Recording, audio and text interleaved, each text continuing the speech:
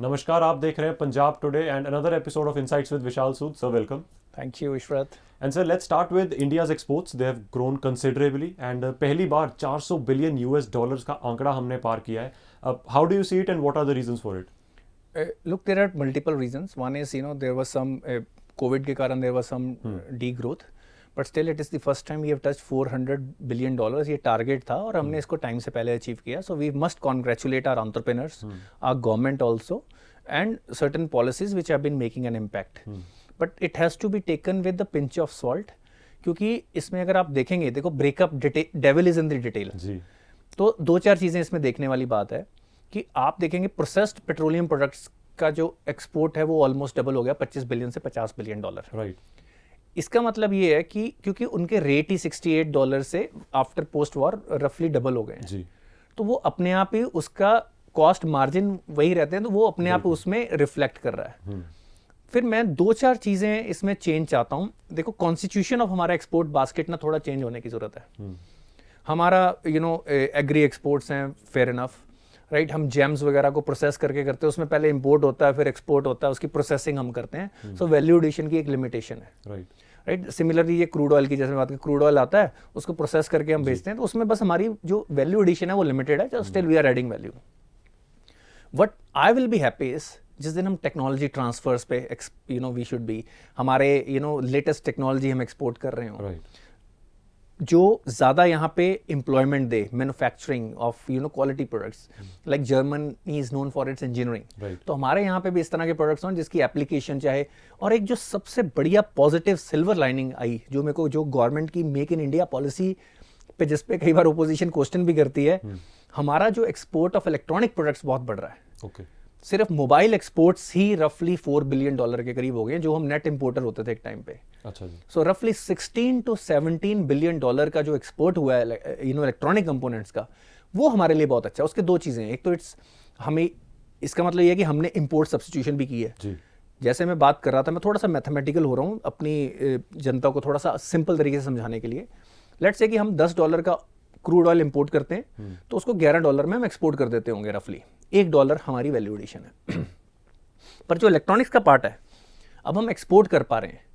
होता क्या था, पहले हम इंपोर्ट करते थे उसको, वो इंपोर्ट तो चला गया, लेट्स से कि वो $8-10 बिलियन का जो इंपोर्ट था वो माइनस हो गया जी. अब $4 बिलियन का हम एक्सपोर्ट भी कर पा रहे हैं, तो डबल फायदा हो. तो ये डबल फायदा है. अब दूसरा इसका फायदा क्या है कि जो मोबाइल फोन्स लेट्स से, या कोई भी चीज जो इलेक्ट्रॉनिक इक्विपमेंट है, लैपटॉप की मैं बात करूं, वो जब बनते हैं वो लेबर इंटेंसिव है. राइट. उसकी असेंबली मैनुअली होती है अभी भी.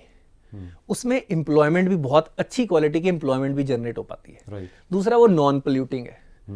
उसके अंदर डिप्लोमा लेवल, जनरल पब्लिक को ट्रेन करके उस लेवल तक लेके जाना बड़ा आसान है जी.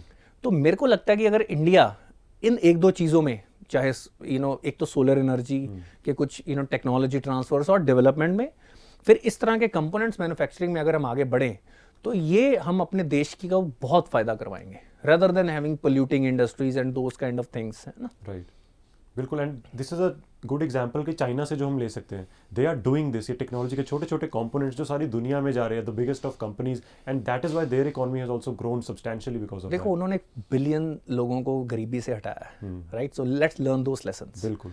और अब जो कोविड ने, और अब जो न्यू वर्ल्ड ऑर्डर बन रहा है, हर कोई अपनी सप्लाई चेन को मैनेज करना चाह रहा है.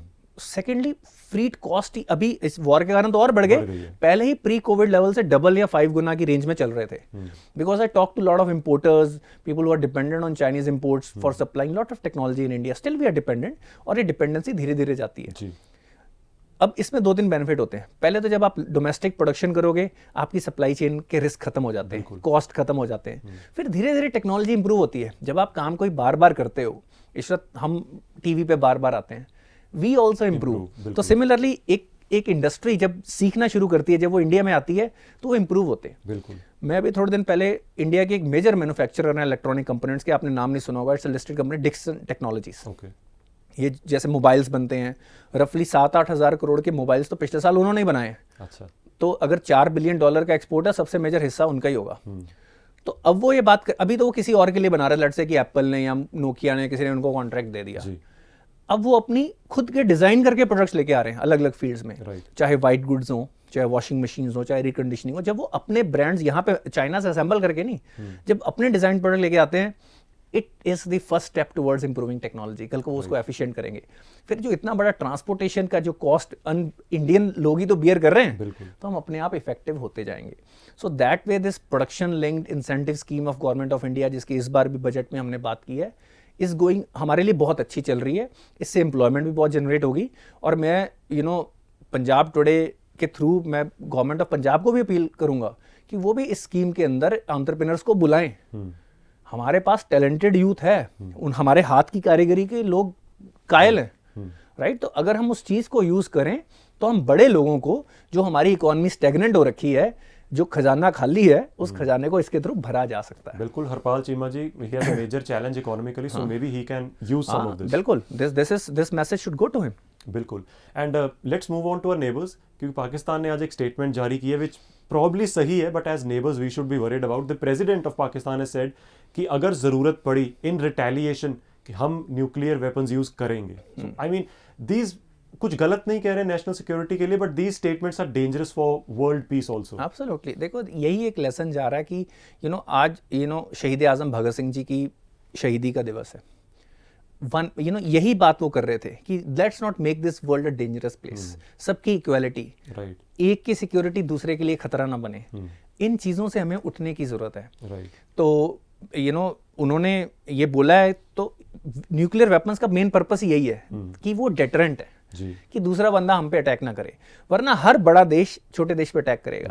गीता में यही लिखा है कि शक्ति ही शांति का सबसे बड़ा रास्ता है।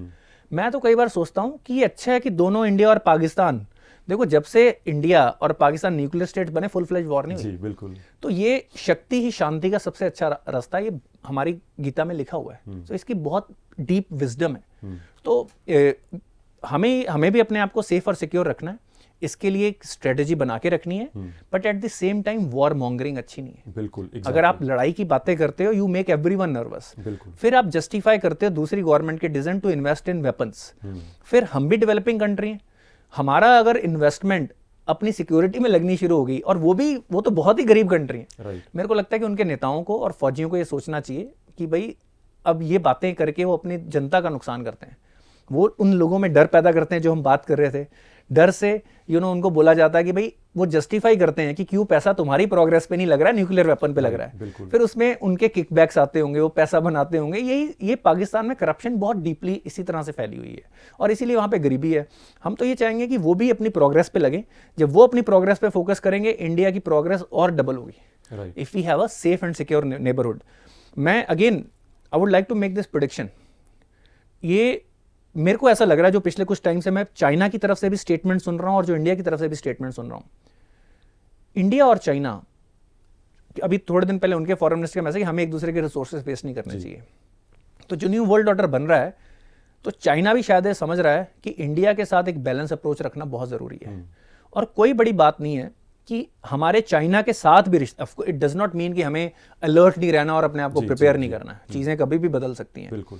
बट मैं ये आज I am putting my although prediction is a very risky business. मेरे को ये लगता है अगले कुछ टाइम में आप देखोगे इंडिया चाइना के रिश्तों में सुधार होगा, और इससे दोनों देशों को और ग्लोबली सबको बहुत बेनिफिट होगा। बिल्कुल।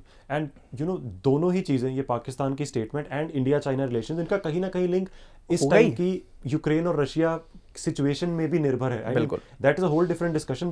बट अगर हम यूक्रेन रशिया की इस टाइम स्थिति की बात करें, तो जो हम बार बार बात करें कि अमेरिका एंड रशिया की ये पावर प्ले चल रहा है, नाउ रशिया इज सेइंग कि अमेरिका इज ट्राइंग कि उन्हें G20 से बाहर निकाला जाए।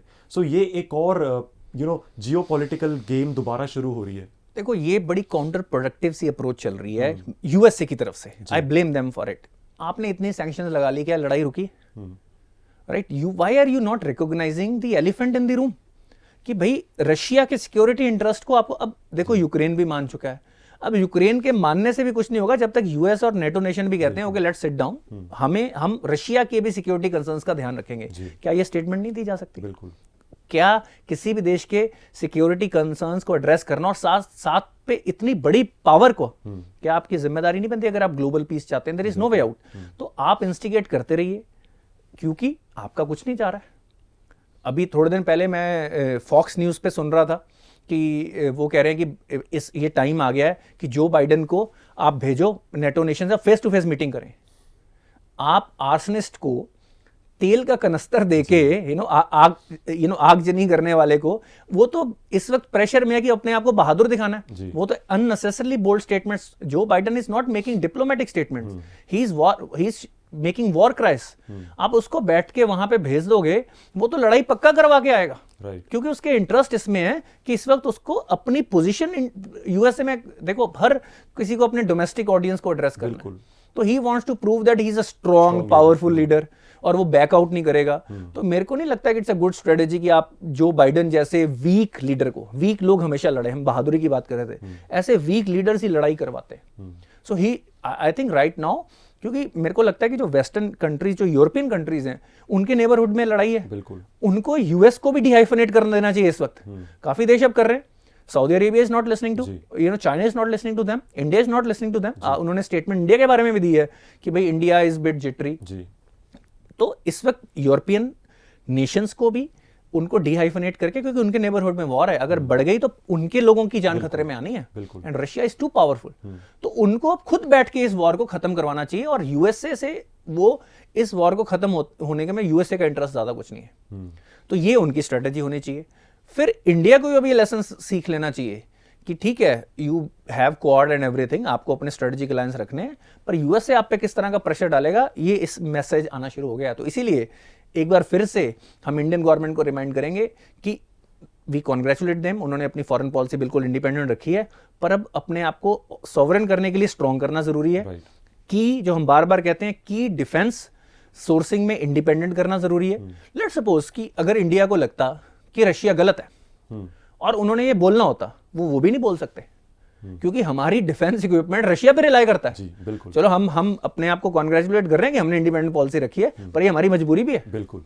तो हमारी मजबूरी ना हो, चॉइस हो, ये इस वक्त हमारे लीडर्स को, थिंक टैंक्स को, स्ट्रेटेजिस्ट को, साइंटिस्ट को, डिफेंस और in other areas also, entrepreneurs को भी और पब्लिक को इस वक्त सोचने की जरूरत है। एंड आई थिंक आपकी बात से मुझे एक चीज जो ध्यान आ रही है, प्रोबेबली फॉर द फ्यूचर, अगर जब तक हम ये चीज़ें नहीं अपने देश में बना सकते, हमें अपने एक्सपोर्ट्स को भी प्रॉब्ली डिवाइड कर लेना चाहिए कि हमारी ओवर डिपेंडेंसी सिर्फ एक नेशन पर ना हो। Do you think that is possible? That should be done, right. देखो, it makes sense to derisk, have a portfolio, और वो आपको स्ट्रेटेजिक अलायंसेस करने चाहिए। मैं तो ये कहता हूँ कि इंडिया का जो भी फॉरेन मिशन है, जो भी हमारा व्हाट यू कॉल, जो हमारे एम्बेसीज होती हैं, they should have a business office over there, right. They should try to understand. देखो, जैसे हर देश का बजट आता है, जैसे हमने बजट बनाया, हमने अपने फोकस एरिया बताए, हर देश में हमारी एम्बेसी है, उनके फोकस एरिया समझें, बैकग्राउंड में उस इंडस्ट्री को इंफॉर्मेशन दे कि ये यहाँ पे इन्वेस्ट करना चाहते हैं, और लाइजनिंग का काम करना शुरू करें। इस तरह से डाइवर्सिफाई अपने आप हो गया हर देश के, और आप एक्टिवली कंट्रीब्यूट कर रहे हो देश को आगे लेके जाने में। तो फॉरेन ऑफिस को हमारा बिजनेस डेवलपमेंट ऑफिस भी पैरेलली बोलना चाहिए, ये प्रायोरिटी टास्क होने चाहिए। बिल्कुल, that's a very good idea. And finally I want to come to Covid, क्योंकि लगभग 2 साल हो गए जब हमने दुनिया बंद करी थी। Now we are trying to move on. India is finally said कि आफ्टर 31 मार्च मास्क के अलावा कोई मैंडेट्स नहीं होंगी, but I am just a little worried क्योंकि चाइना में अगेन राइज करने लगे हैं केसेस। देखो, चाइना की पॉपुलेशन की median age, there level of vaccination, quality of vaccination, right, India के लोगों की जो इम्यूनिटी बनी है लास्ट वेव में, it has been proven. So government जो डिसीजन ले रही है, लेट्स ट्रस्ट दैट। जब हम कई बार हम किसी भी चीज पे जब ट्रस्ट नहीं करते तो हम खुद अपने लिए प्रॉब्लम क्रिएट कर देते हैं, और इसको रिवोक तो एनी डे किया जा सकता है अगर इसके आते हैं, तो वो मेजर हो ही रहा है सिस्टम को। तो डाटा कलेक्शन बड़ा क्रिटिकल पार्ट है। मेरे को लगता है कि ये इंफॉर्मेशन को टाइमली हमारा department of course certain level पर देख रहा है, और एफिशिएंटली देखे, ताकि हम प्रिडिक्ट कर पाए कि नंबर्स किस डायरेक्शन में जा रहे हैं, एंड होपफुली टेस्टिंग हाई रहेगी। हाँ, और इस वक्त मेरे को ये लगता है कि गवर्नमेंट, बच्चों वाली वैक्सीनेशन भी आ गई है, दैट इज ऑल्सो गुड। और दूसरा अब ये क्या होना चाहिए कि हमें ये भी देखना पड़ेगा कि जो बूस्टर डोज है उस पे भी हमने एक्सेलरेटेड, हम अपना उस पे भी अपना एक्सेलरेटर दबा दें। बिल्कुल, क्योंकि इम्यूनिटी की रेंज 9 to 12 मंथ्स है, राइट, और हम मीडियन एज हमारी यंग है, तो रिलेटिवली इम्यूनिटी बेटर है। सो ये डिविडेंड, जो डेमोग्राफिक डिविडेंड है, एक जगह पे तो मिला हमें आके, राइट। तो ये सब चीज़ें होंगी, और वैक्सीनेशन प्रोग्राम पे फोकस रहना चाहिए। और इस बार बस मेरी ये रिक्वेस्ट है कि एजुकेशन सबसे पहले बंद मत करना जी, ठीक है ना।